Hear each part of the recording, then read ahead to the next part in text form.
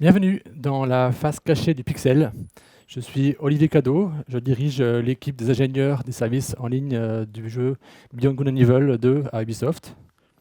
Je suis Rudy Ponge, je suis ingénieur online sur BGE2.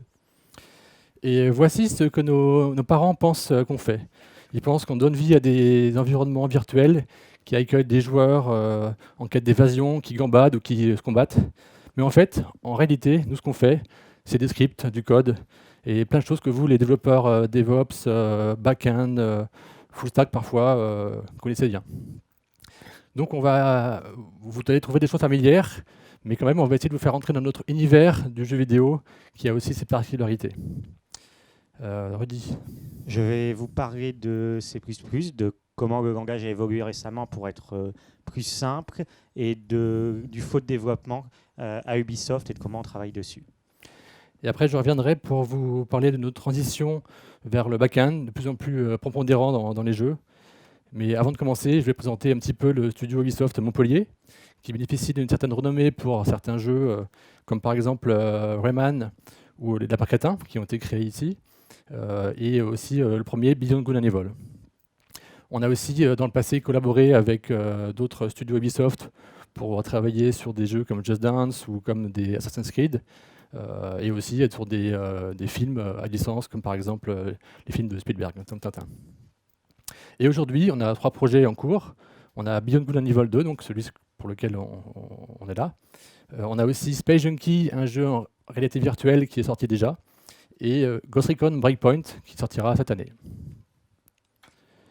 Alors, qu'est-ce qu'on produit, nous, quand on développe des jeux? Alors déjà, on est à Montpellier, Ubisoft, un studio de 300 personnes, un peu plus même, qui avons un nouveau bâtiment qui vient d'être inauguré. Et on travaille en collaboration avec des studios partout en France et en Europe et dans le monde.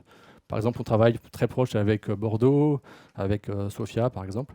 Et à Ubisoft, on est 13 000 personnes qui faisons du contenu ou de la tech. Donc c'est la majeure partie du groupe.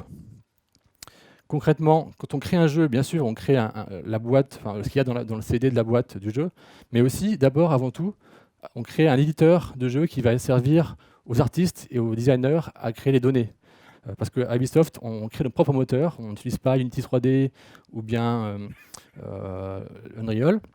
Donc on crée notre pipeline et les gens vont l'utiliser pour produire les contenus. Et un jeu, ça va tourner sur la console de jeu ou le PC ou le téléphone du joueur, sur plusieurs plateformes. Donc on a un développement multiplateforme.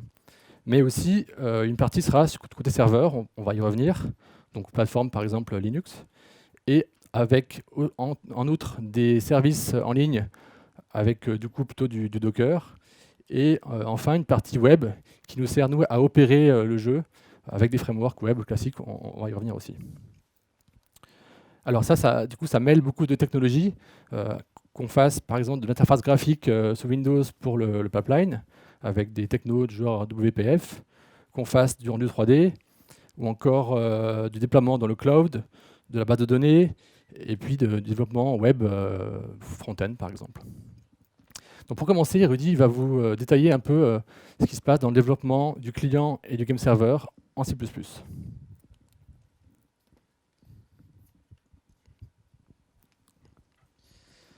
Utiliser le C++ aujourd'hui à Ubisoft, qu'est-ce que ça donne? D'abord, pourquoi le C++ c'est largement utilisé dans le jeu vidéo, en particulier à Ubisoft, pour des raisons de performance d'abord. On veut être temps réel. Si un jeu doit tourner à 60 images par seconde, ça veut dire qu'on a 16 millisecondes pour effectuer la logique de jeu, mais aussi mettre à jour la physique et faire le rendu, etc. Et parfois, on fait des jeux en réalité virtuelle qui doivent tourner à 90 ou 120 images par seconde. On a aussi des contraintes mémoire. Just Dance 2020 sortira encore sur la Wii Nintendo qui a 64 mégaoctets de RAM. Donc on ne peut pas se permettre de trop en perdre. Ça fait que c'est le langage majeur pour les moteurs de jeu, mais pour les gros jeux, c'est aussi le langage dans lequel est écrit tout le code, y compris le gameplay. Les projets sur lesquels on travaille sont gros. On a des projets de plus de 10 millions de lignes de code avec plus d'une centaine de programmeurs sur nos plus gros projets. Donc, qu'est-ce qui fait peur souvent quand on utilise le C++? Le langage est compliqué. On a des programmeurs avec des niveaux très variés. On a des gens qui ont 20 ans d'expérience, mais aussi des jeunes sortis d'école qui ont à peine fait du C++. Sur un langage, on doit gérer la mémoire à la main, on doit faire beaucoup d'appels bas niveau. Comment est-ce qu'on peut améliorer ça? Tout d'abord, le langage a évolué. Aujourd'hui, il est plus simple, plus sûr à utiliser. Et les ingénieurs Ubisoft travaillent sur des outils pour améliorer le confort et le développement de nos programmeurs. Donc, je vais commencer par faire un petit tour des évolutions du langage, mais commencer par introduire, comme ce qui nous intéresse, c'est les performances. Parler un peu de mémoire. Donc, il y a deux principales zones mémoire dans un programme, donc la pile et le tas. Dans la plupart des langages haut niveau, les types de base, comme des entiers et des flottants, quand une variable est initialisée, sont dans la pile. Quand on sort de sa portée, comme par exemple si on a déclaré un flottant dans une boucle, quand on sort de la boucle, le flottant est détruit. Mais les objets de type complexe, comme des strings qui doivent avoir un buffer en interne ou des objets de classe personnalisée, sont eux dans le tas, qui est une autre zone mémoire qui n'est pas désagouée en fonction des portées. Et ce qu'on a dans la pile, ce sont simplement des références vers ces objets. Et dans des langages haut niveau, quand un objet se retrouve à ne plus être référencé du tout dans la pile, il est détruit automatiquement par le garbage collector. Mais en C++, on n'a pas de garbage collector, ce qui fait qu'on doit désagouer cet objet à la main. Enfin, en C++, n'importe quel objet peut être dans la pile, pas seulement les types de base. Donc un objet complexe peut y être. Il va lui aussi se faire détruire automatiquement avec la portée. Mais on peut avoir des références vers des objets dans la pile. La problématique étant que si on référence un objet dans la pile et qu'il se fait détruire parce qu'on l'a créé dans une sous-fonction et qu'on sort de celle-ci, on se retrouve à avoir une référence qui ne pointe sur plus rien de valable et à pouvoir avoir des crashs. Donc c'est les notions qu'on doit avoir en tête quand on utilise un langage où on gère nous-mêmes la mémoire. Donc qu'est-ce qu'on fait quand on veut passer un paramètre à une fonction ou envoyer en valeur de retour? Donc on peut passer une référence vers celle-ci, comme dans les langages haut niveau. Donc si on a un tableau dynamique, on renvoie simplement une référence vers ce tableau. Comme on l'a dit, il faut faire attention à ce que l'objet reste toujours valable lorsqu'on utilise la référence. Donc quand on passe un paramètre à une fonction, ça marche bien. Quand on envoie en valeur de retour à une variable qu'on a créée localement dans la fonction, non. Pour éviter ça, on passe celle-ci par valeur, c'est-à-dire qu'on va faire une copie de ce tableau. On ne peut pas faire une copie de surface, car quand on détruit, en utilisant le même buffer, car quand on détruit le tableau dynamique, on détruit aussi son buffer.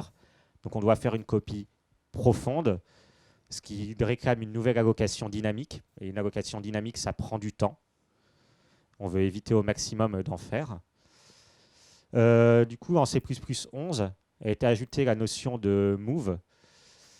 Le principe étant qu'au lieu de copier les données de votre tableau, on va voler le buffer, ce qui fait que le premier objet devient invalide, il ne peut plus être utilisé, mais comme c'était une variable temporaire, on s'en fiche, on veut juste la détruire.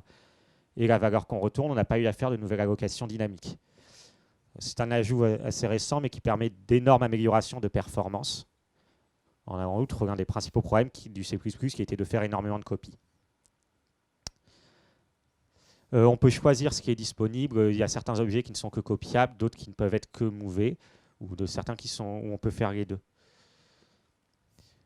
À partir de ça, on en vient au pointeur, ce qui est souvent ce qui fait peur quand on arrive en C++.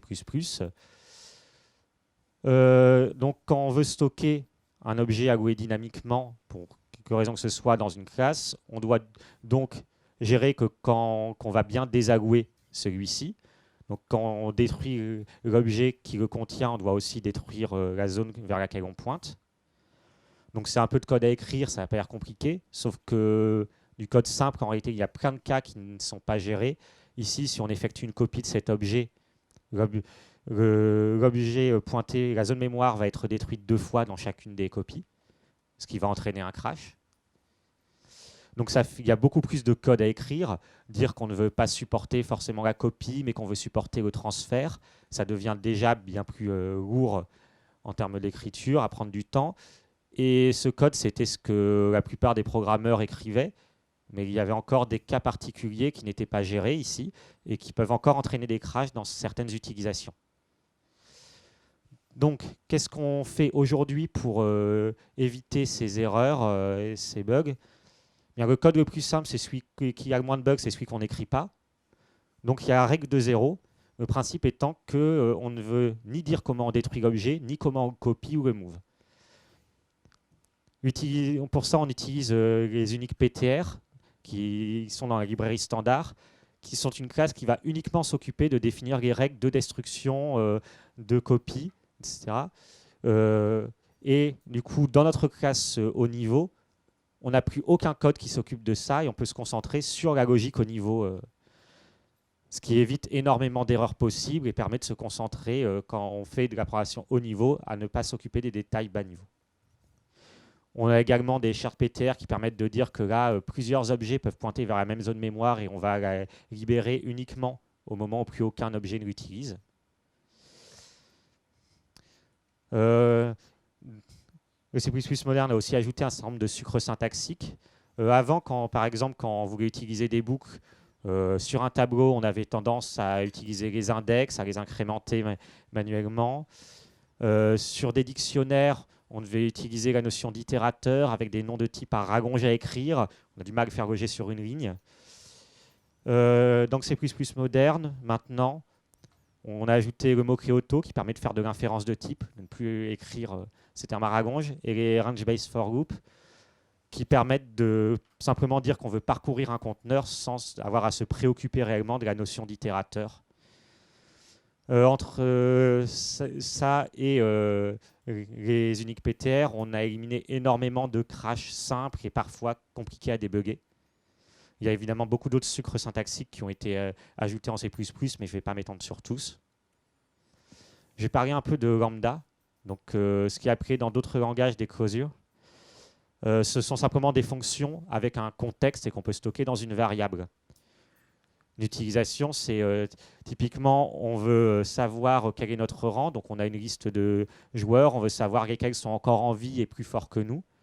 On va simplement créer une fonction qui compare pour savoir si ce joueur est bien en vie, plus fort que nous, et la passer à une autre fonction qui va l'appeler plusieurs fois. Et on va dans cette lambda, on capture une variable qu'on a passée en paramètre. Quand on a dit en C++, il y a les copies, les références. On peut également, ici on a capturé simplement par référence, comme ce qui se fait dans la plupart des langages, mais on peut aussi capturer par copie. Ce qui est utile si par exemple on veut passer cette lambda à une fonction asynchrone, donc qui ne va pas juste en immédiat faire ce calcul, mais nous renvoyer une future qui va faire cette opération une fois qu'on aura récupéré les scores des joueurs depuis Internet. Et cette lambda, je l'ai passé à un algorithme qui était countif. C'est-à-dire que pendant longtemps, dans le jeu vidéo, on a eu peur, on ne voulait pas utiliser la librairie standard. C'est de moins en moins vrai aujourd'hui. On essaye de l'utiliser de plus en plus. Et la librairie standard s'est améliorée et propose énormément d'algorithmes aujourd'hui pour être pratiquement de pair avec des langages plus haut niveau. On peut retirer des éléments qui respectent telle condition, compter, vérifier si au moins un élément ou tous respectent telle ou telle condition, avec des versions parallélisables de tous ces algorithmes. Également, on disait que c'était un langage où on faisait énormément d'appels bas niveau. Aujourd'hui, dans la librairie standard, on peut gérer les threads, le temps, l'accès au système de fichiers sans faire d'appel à l'OS. Et on a tendance à le faire de plus en plus. Et il y a des choses qui vont encore continuer à arriver. En C++ 20, on va avoir les ranges qui permettent de faire de la décoration sur des conteneurs pour dire qu'on veut travailler uniquement sur une sous-partie qui respecte telles conditions en faisant une transformation à la manière des MapReduce dans d'autres langages. Les comparaisons, en C++, c'est très utilisé, à la fois parce que ça permet de faire de la logique de jeu, mais aussi parce que beaucoup de conteneurs sont par défaut triés, vu que les dictionnaires, les sets, sont souvent sous la forme d'un arbre binaire, vu que les hash réclament de l'écrire à la main. Il n'y a pas de hash automatique de n'importe quelle classe en C++. Ce code de comparaison, il est trivial à écrire, pas intéressant. Mais il y a beaucoup de fonctions de comparaison à écrire et c'est très facile de faire une erreur, de confondre un inférieur avec un supérieur. Donc, encore une fois, c'est le code le plus simple avec le moins de bugs, c'est celui qu'on n'écrit pas. Donc, quand en C++20 arrive l'opérateur de comparaison qui peut être implémenté automatiquement par le compilateur. On a simplement à lui dire qu'on veut que cette classe soit comparable.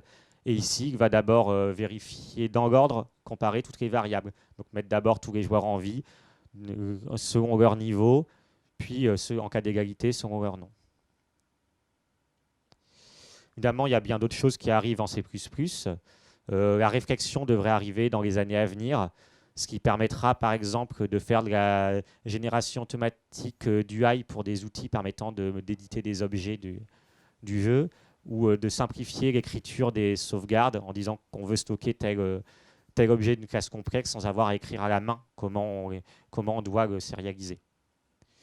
Et bien d'autres choses doivent arriver dans les années à venir. Le langage est très vivant aujourd'hui. Maintenant, c'était un tour d'horizon de l'évolution du langage, mais qu'est-ce que ça donne le flow de développement pour un programmeur à Ubisoft et comment on l'améliore? Un programmeur, on doit d'abord configurer sa machine. Il va récupérer ensuite le code source du jeu. On va générer ses solutions, typiquement sa solution Visual Studio, quand on ne veut pas avoir dans le repository une solution archivée, quand on a 100 programmeurs qui travaillent dessus, qui toutes les heures peuvent rajouter ou supprimer des fichiers, c'est trop complexe à gérer. Du coup, on a des scripts de génération de ces solutions. Ensuite, on doit compiler le code, lancer le jeu.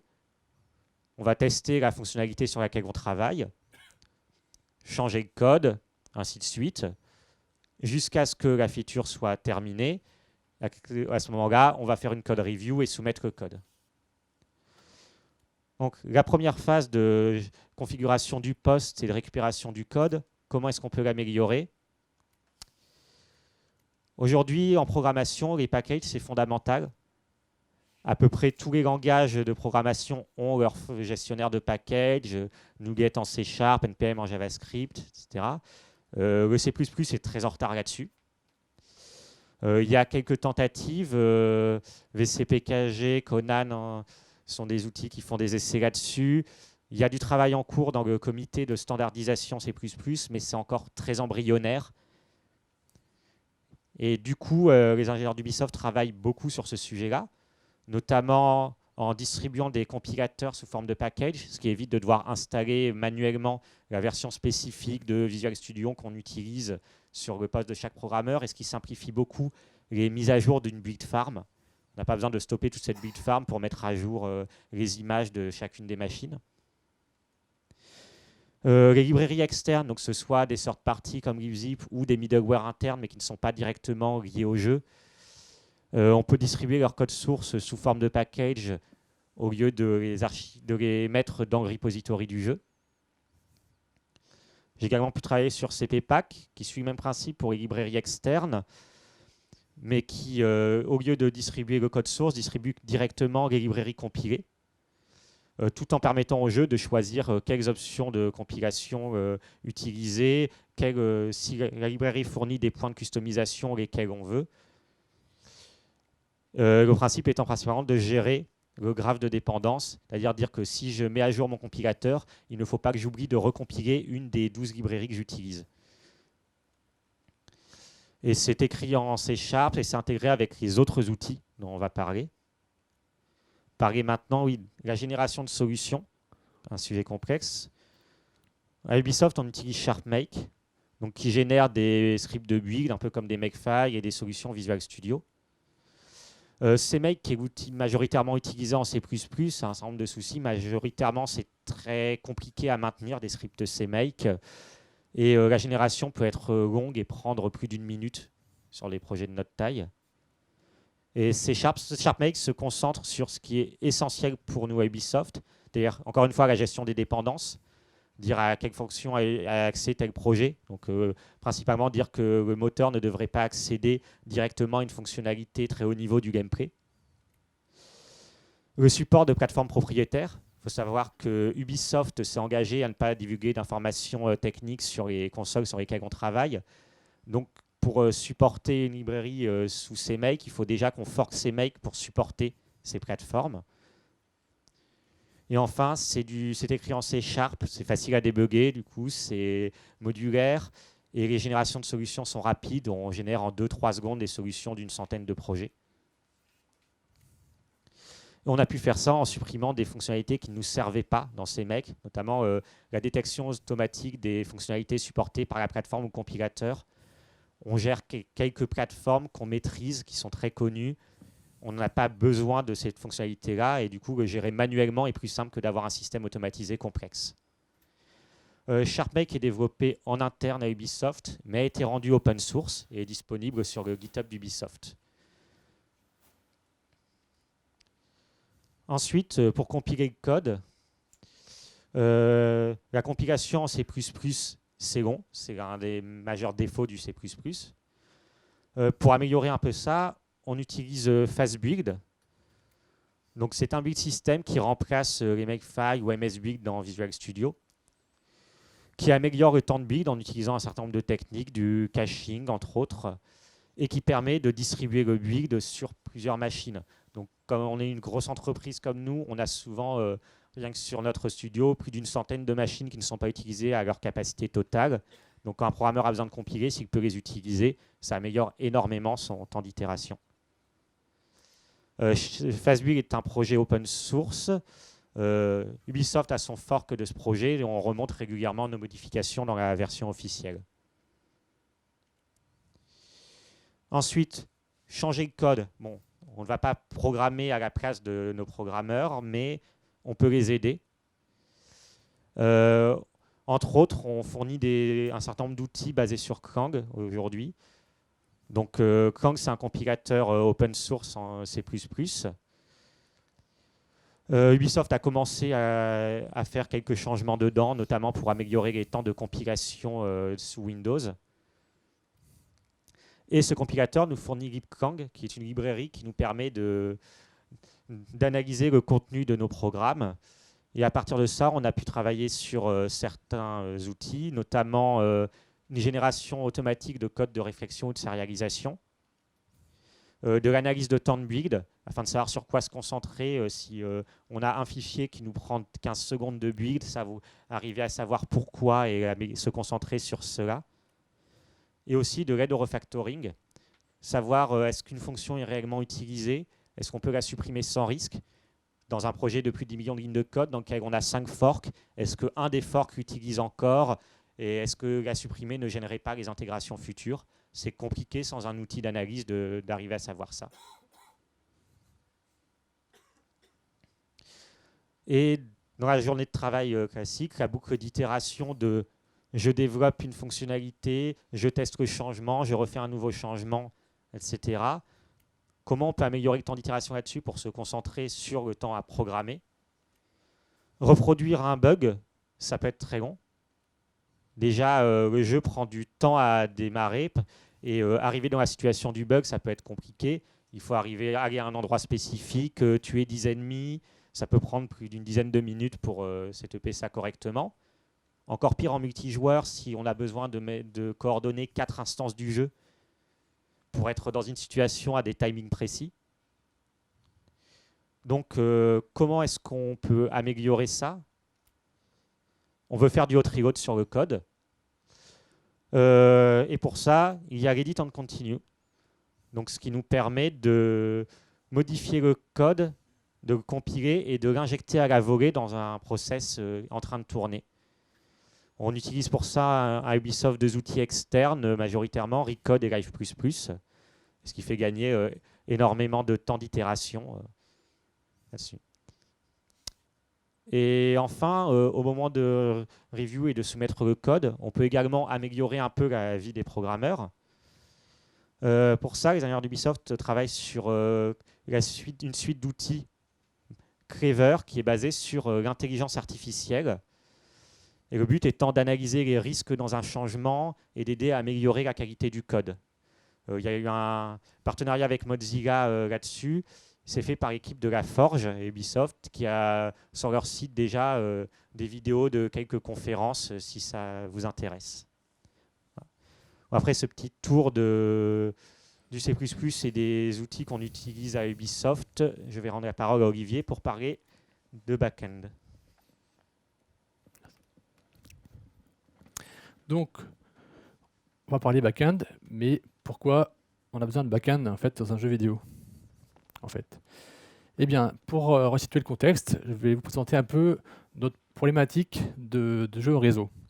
On part de, disons, deux consoles qui sont connectées par Internet, et vous savez bien que le facteur le plus important pour nous, c'est la latence. On doit faire donner l'illusion que les joueurs sont vraiment synchronisés. Et donc, on va transmettre des commandes, notamment si le jeu est déterministe, qu'on simule la même chose sur chaque client, ou alors on va transmettre des états qu'on va essayer de faire converger. Tout ça en passant dans un protocole. Bon, HTTP, sans doute pas, regardez, c'est pas forcément adapté à notre modèle, mais TCP, ça peut marcher, ou encore mieux, UDP, qui permet d'avoir moins d'overhead et donc de tirer parti du fait qu'on n'a pas à réordonnancer les messages ou les réémettre en cas de perte. Donc nous, on va faire converger ça et on va interpoler les déplacements de façon fluide pendant qu'on n'a pas de message qui arrive et extrapoler si jamais un message n'arrive pas. Un petit exemple d'extrapolation. Ici, dans notre exemple issu du jeu type fait à Annecy, l'adversaire qui est au milieu, on n'a pas encore reçu l'information d'où il va aller. Au moment où on reçoit la commande pour savoir s'il passe en haut et en bas, on va faire converger en interpolant la position. Ce qui fait que si on n'avait pas vu la commande, il serait allé tout droit. C'est encore pire en fait quand on a des changements assez dramatiques. Mettons un personnage qui est frappé et qui va perdre ses points de vie. Tant qu'on n'a pas la confirmation que tous les points de vie sont consommés, on va plutôt le mettre dans un état intermédiaire, par exemple assommé, et c'est seulement après qu'on a confirmation qu'on le passe en état mort. Parce qu'on ne voudrait pas qu'il soit mort et puis plus mort à la fin. Ce ne serait pas logique. Donc ça, c'est le quotidien des programmeurs réseau du jeu. Et dans ce modèle, qui était directement des consoles connectées à Internet, ce qu'on appelle peer-to-peer, ça paraît simple, mais en fait, ce n'est pas si simple. Parce que la réalité, c'est que chez vous, votre connexion domestique, mettons votre Freebox ou votre routeur, il isole le réseau avec ce qu'on appelle la translation d'adresse. Et donc, c'est compliqué pour nous de faire transiter, en tout cas de trouver comment rejoindre les autres consoles dans tous les cas. Il y a même des incompatibilités entre plusieurs routeurs qui fait qu'un joueur A et un joueur B ne pourront jamais se connecter entre eux dans certains cas, ce qui donne une perte de certains joueurs seront bloqués. Donc ça, c'est pas bien. En plus, le fait d'avoir de divulguer l'IP des autres joueurs, c'est un peu une faille puisque certains s'en servent pour tricher en faisant un déni de service sur les connexions des adversaires dans les jeux multijoueurs compétitifs. C'est déjà arrivé chez Ubisoft. Donc ça, c'est vraiment un problème important. Ensuite, vous savez très bien que votre connexion domestique, elle a un meilleur débit descendant qu'ascendant, en général. Et là, dans le cas où on a deux machines, ça va, mais avec plusieurs machines, si on doit émettre vers N destinations des paquets, on va vite atteindre la limite d'upload. Ce sera un facteur limitant. Alors qu'en fait, si on passait par des data centers, on bénéficierait des grosses autoroutes de l'information qui sont beaucoup plus grosses. On a fait des tests et c'est très clair que c'est bien plus efficace d'avoir une communication de chez quelqu'un vers un data center que directement entre les gens. L'autre facteur très important qui est lié à ce modèle peer-to-peer, c'est l'autorité de ce qu'on simule. Prenons cet exemple avec 3 clients. Si jamais l'un des 3 s'arrête, le joueur chez lui, il arrête la machine ou il part prendre un café, etc.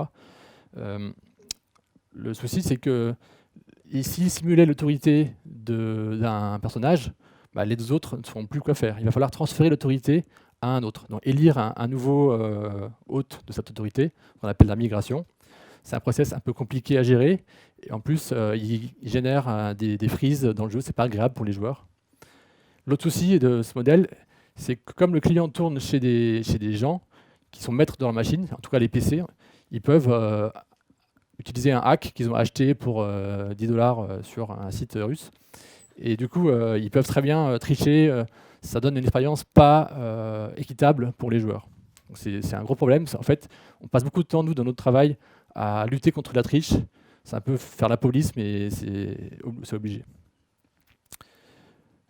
Dernière chose, sur un client de jeu, on va essayer de maximiser les performances. Donc, le mieux, c'est de simuler ce qui se passe dans l'entourage, dans la vision du joueur. Et on n'a plus de place, plus de CPU disponible pour faire évoluer le monde en dehors de ce qu'on voit. Et ça, si on a un modèle maintenant avec un serveur qu'on gère, à la fois ce problème de faire tourner des choses en plus, d'avoir des autorités qu'on maîtrise et d'éviter les soucis de translation d'adresse, tout ça, c'est disparu. Donc on a d'autres problèmes, on va les voir maintenant. Donc penchons-nous sur le cas du game server. Donc c'est un serveur, en fait, en général, on peut prendre un client du jeu, enlever tout le rendu 3D, l'affichage, et voilà, on a notre serveur, à peu de choses près. Ou alors, on peut partir de zéro et créer un serveur qui aura juste les fonctionnalités d'autorité qu'on veut avoir. Ça peut même être monolithique ou bien distribué, selon les cas, si on veut tirer parti d'une architecture avec plusieurs corps. Mais ce qui est important, c'est que ce serveur, il est stateful, donc il maîtrise l'état de la simulation et il la transmet dans toutes les directions aux clients, en fait. Donc c'est bidirectionnel, avec une faible latence. Donc tout à l'heure, je parlais du DP, typiquement, on va l'utiliser. Et on va essayer de partager du code avec le client par souci de rationalisation. Donc ce serveur, il est en C++. Et il est très optimisé pour garder des coûts raisonnables. Une chose, on pourrait se dire, bon ben voilà, on a un monde virtuel, on met tout le monde dedans, on a un serveur. Ça c'est vrai au début des jeux MMO, des jeux massifs, mais il y a vite eu des files d'attente dans les jeux et les designers ont voulu plutôt créer des sessions plus petites où les joueurs peuvent être en isolation et jouer avec leurs amis. Donc maintenant le modèle c'est plutôt dupliquer ça. Donc notre serveur il va devoir gérer des quantités de simulation en parallèle, donc ça crée plus d'usage CPU et mémoire. Pour héberger ça, donc j'ai quand même dit que l'important c'était la latence. Du coup, on va l'héberger très proche des joueurs. On va devoir déployer dans le monde entier des serveurs pour que la latence soit assez faible. Il se trouve que Ubisoft a acheté cette année le fournisseur i3D qui a plusieurs data centers. Donc nous, on peut maintenant héberger plus facilement nos serveurs proches des joueurs comme ça. Mais il y a quand même un problème, c'est que le jour J, on va sortir. Bien sûr, on aura fait des alphas, des bêtas, des tests avec plein de gens, mais il y aura quand même un moment où dans les magasins, les jeux vont être disponibles, le marketing aura fait un rouleau compresseur et puis tout le monde voudra jouer en même temps. Et donc, au moment où on lance le jeu, on va avoir un pic de millions d'utilisateurs.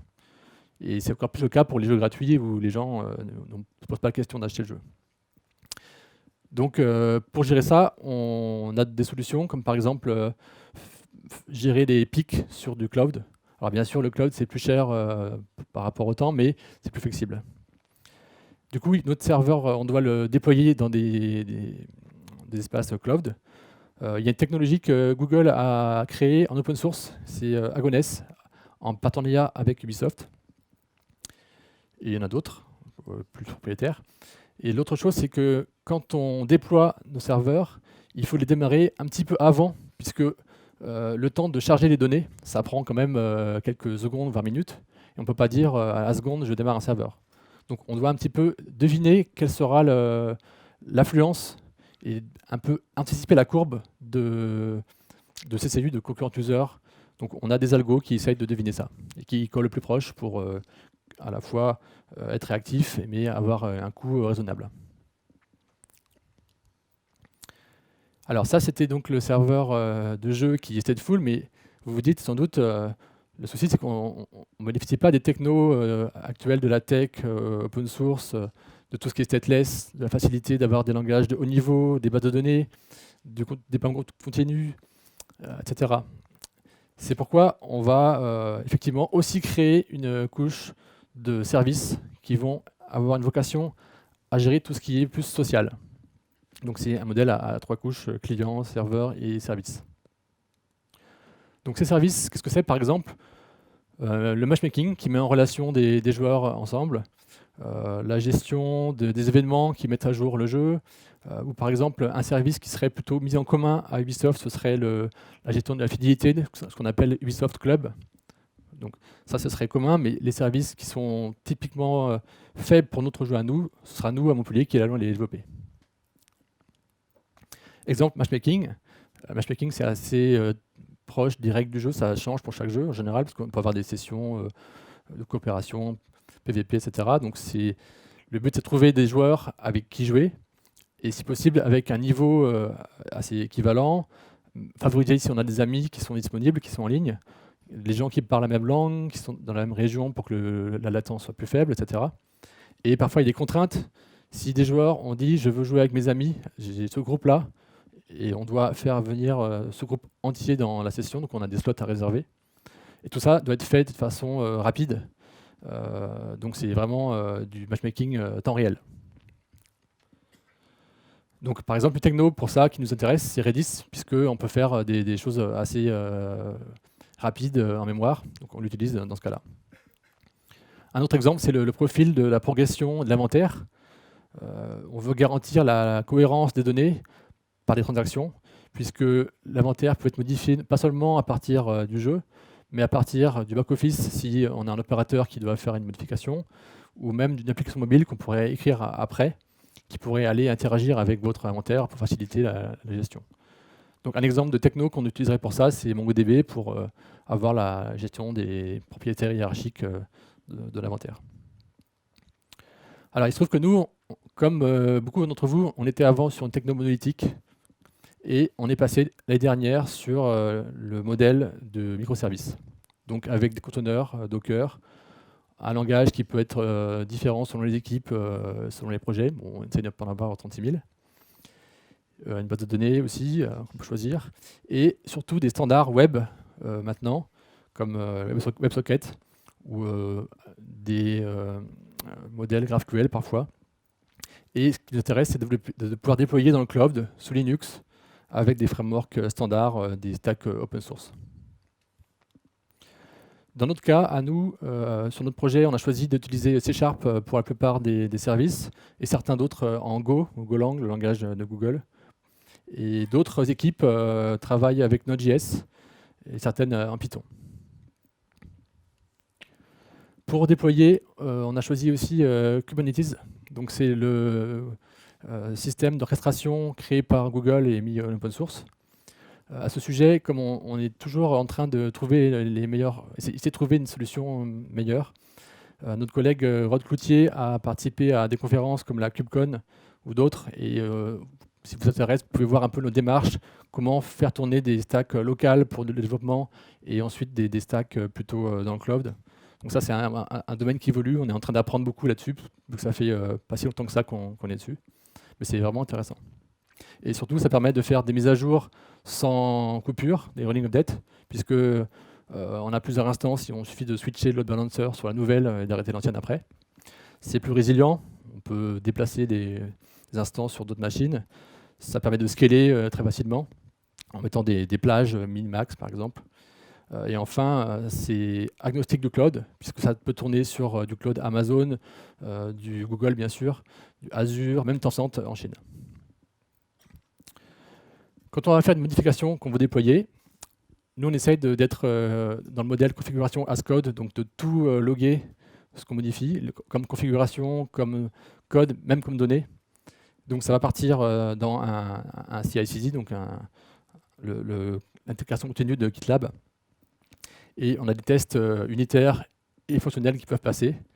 Puis on peut le déployer sur ce qu'on appelle un stage, c'est donc un environnement qu'on peut décliner soit par personne. Si je suis un développeur, je vais être tranquille, ne pas gêner d'autres personnes. J'ai mon stage à moi, je déploie. Il peut être en local chez moi, il peut être dans le cloud. Et après, je peux propager ça dans des stages communs où on teste l'intégration. On envoie nos testeurs qui sont au studio, qui eux peuvent définir quand ils installent leur stage, etc. Puis c'est propagé encore vers d'autres personnes de moins en moins techniques, jusqu'au final, quand on aura des joueurs vers l'environnement public. Et pour les données, c'est le cas aussi, on doit les faire propager, à la fois vers les game servers, les clients et les services, quand on en a besoin. Pour ça, on aura d'ailleurs besoin de les faire accéder depuis les clients, donc les mettre à disposition sur des CDN, les systèmes de distribution de contenu. Et ça pose des problématiques de versionning, puisqu'on a plusieurs stages à différentes versions en même temps. On a aussi des problématiques de mise à jour, vu que sur console, quand le jeu est sorti, on ne maîtrise pas quand on met à jour, c'est plutôt le constructeur Sony, Microsoft qui décide de ça. Et donc on doit aussi synchroniser les maintenances des serveurs avec ça. Enfin, un petit mot sur notre back-office, donc l'outil d'opération, qui est écrit avec le framework Vue.js pour notre projet. C'est un choix qui est vraiment bien, c'est pour itérer, c'est rapide. Et notre back-end pour le partie staging et donc Sockit. Du coup, on arrive à avoir des composants réutilisables qu'on partage avec d'autres équipes. À Montpellier, l'équipe de Ghost Recon et de BGE, on partage la tech. Enfin, vous connaissez sûrement les systèmes de monitoring et de dashboard comme Kibana, Grafana, tout ça, on utilise ça. C'est du classique, mais c'est vraiment pratique pour surveiller dans la war room l'opération. Donc je vais laisser la parole à Rudy pour conclure. Eh ben, nos parents pensent qu'on est des artistes à Ubisoft, mais en fait, on est des programmeurs comme les autres et on fait des scripts, du web dev, des outils. Donc, Et du coup, que vous ayez ou pas des affinités avec C++, vous pourriez rejoindre le côté obscur de Pixel à Ubisoft. Donc merci pour votre écoute et n'hésitez pas à poser des questions.